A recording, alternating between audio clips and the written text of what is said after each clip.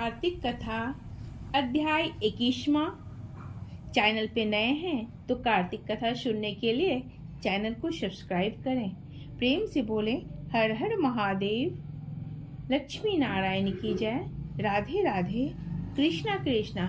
नारद जी बोले, इस प्रकार गणों के वचन सुनकर और विस्मित होकर दंडवत करके धर्मदत्त बोला, जब मनुष्य यज्ञ दान तीर्थ तप से विप्त नाशक मनुष्य का आराधन करते हैं, उनमें विष्णु को प्रसन्न करने और सामीप्य दे, क्या ऐसा कोई पूजन है जिसके करने से सब यज्ञ आदि सफल हो जाए? गण बोले, हे विप्र, तुमने यह अच्छा प्रश्न किया है। एक प्राचीन वृतांत हम कहते हैं, एकाग्र चित्र होकर सुनो। कांचीपुरी में चोल नामक चक्रवर्ती राजा था। इसके ही नाम से चोल देश प्रसिद्ध हुआ।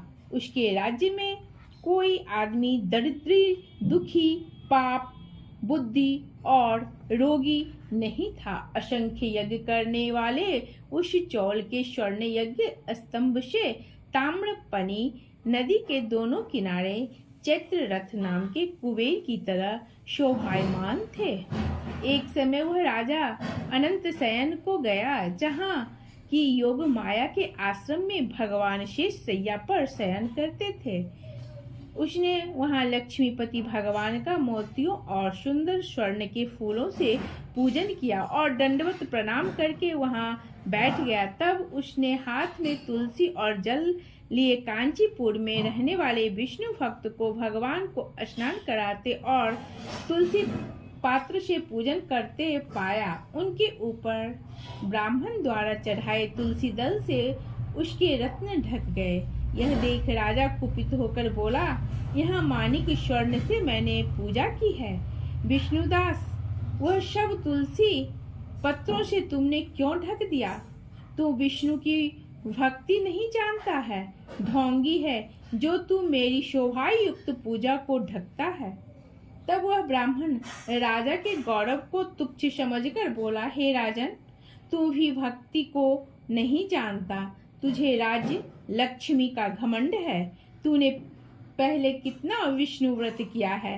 गण बोले, ब्राह्मण का वचन सुनकर और हंसकर राजा गर्व सहित वचन कहने लगा कि तू भक्ति का गर्व करता है तो बता, तुझ दरिद्री की भक्ति कितनी है?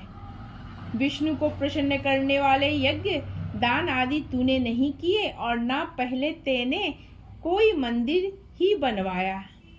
ऐसे ही भक्ति का तुझे घमंड है। अब सब उपस्थित जन देखते रहो कि विष्णु मुझको दर्शन देते हैं कि इसको, तभी हम दोनों की भक्ति मालूम हो जाएगी। यह कहकर राजा ने राजगृह में जा मृदुल ऋषि को आचार्य बनाकर वैष्णव यज्ञ आरंभ कर दिया।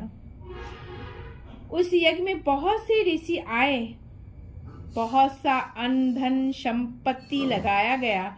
विष्णुदास ने भी उसी मंदिर में ठहरकर विष्णु को प्रसन्न करने के लिए तुलसी का वन लगाया और एकादशियों के दिनों में द्वादशा अक्षर मंत्रों, षोडोपचार और नृत्य गीत आदि मंगलों से विष्णु की नित्य पूजा करने लगा।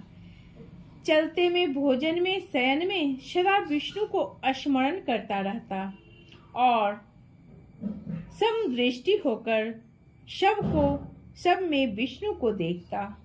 विष्णु को प्रसन्नता के लिए माघ एवं कार्तिक मास के विशेष नियम करके व्रत करने लगा और फिर उनके उद्यापन भी पूर्ण किए। इस समस्त इंद्रियों को वश में करके भगवान का आराधन करते हुए राजा चोल और विष्णुदास को बहुत समय व्यतीत हो गया।